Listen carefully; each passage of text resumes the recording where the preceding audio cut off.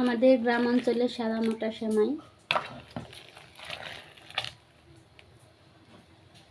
আসসালামু আলাইকুম, কেমন আছেন সবাই? আমি সুমির, রুহি লাইফস্টাইল চ্যানেল থেকে আপনাদের সবাইকে স্বাগত ও অভিনন্দন। আশা করি সবাই ভালো আছেন, সুস্থ আছেন।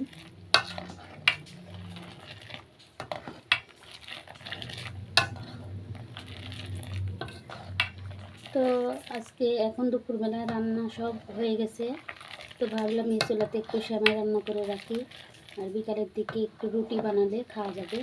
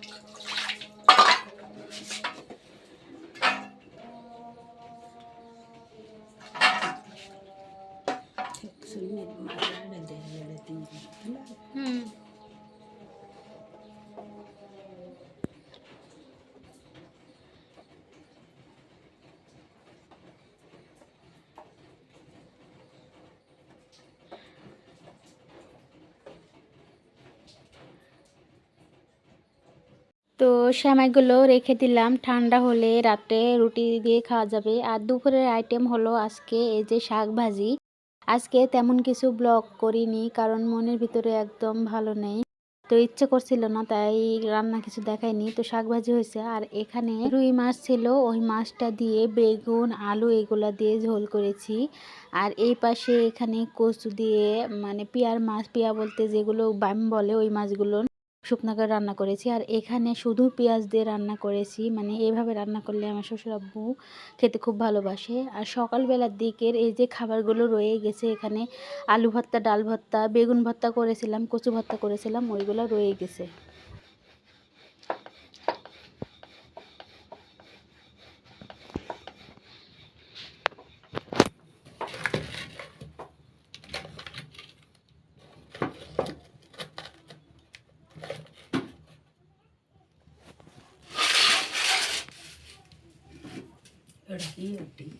দুধ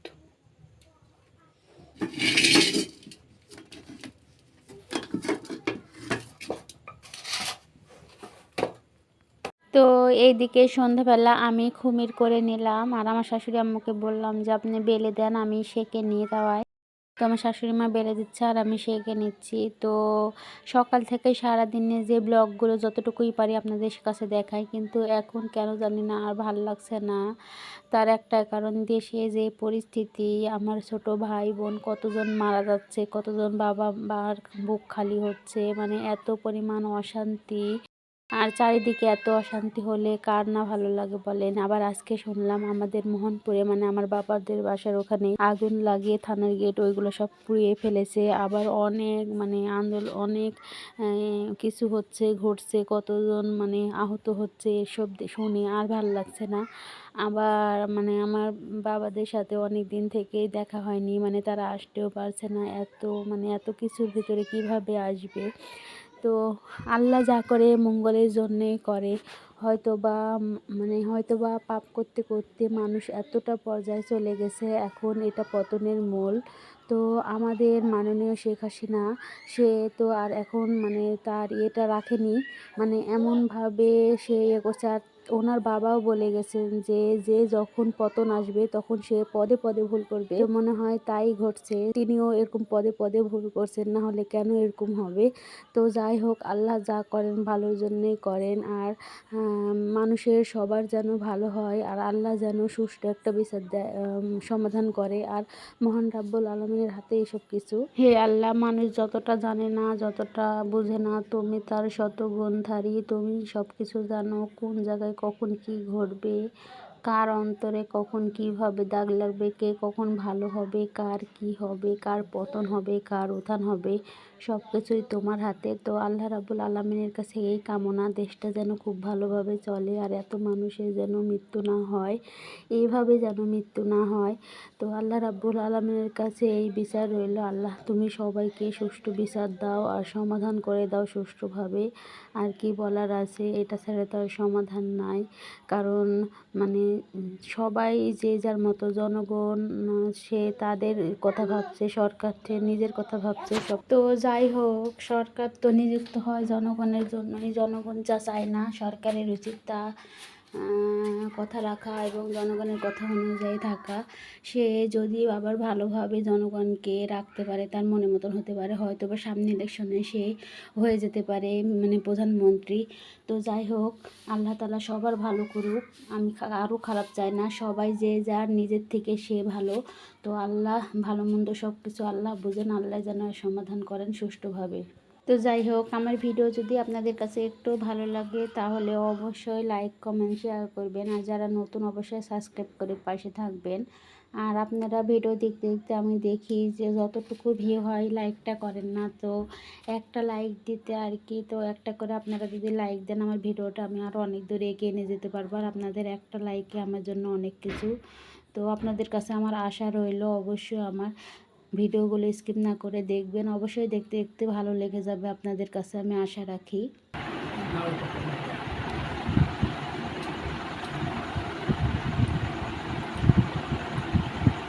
Tutup mata ka na. Nagpagtisa talag. Namin ako pinapagay. Dito. Check, check.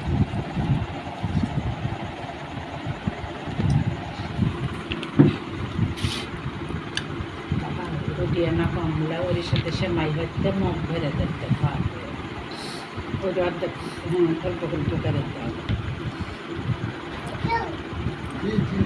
মিষ্টি হচ্ছে না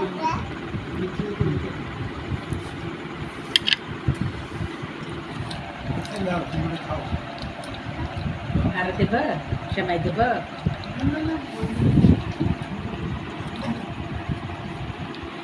অল্প করে দেন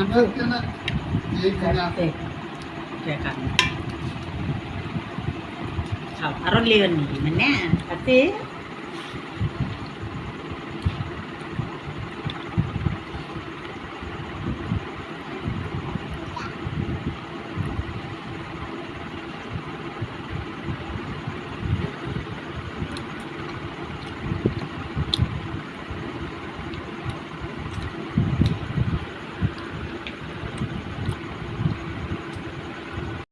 তো আলহামদুলিল্লাহ আমরা সবাই মিলে সেমাই রুটিগুলো খাচ্ছি।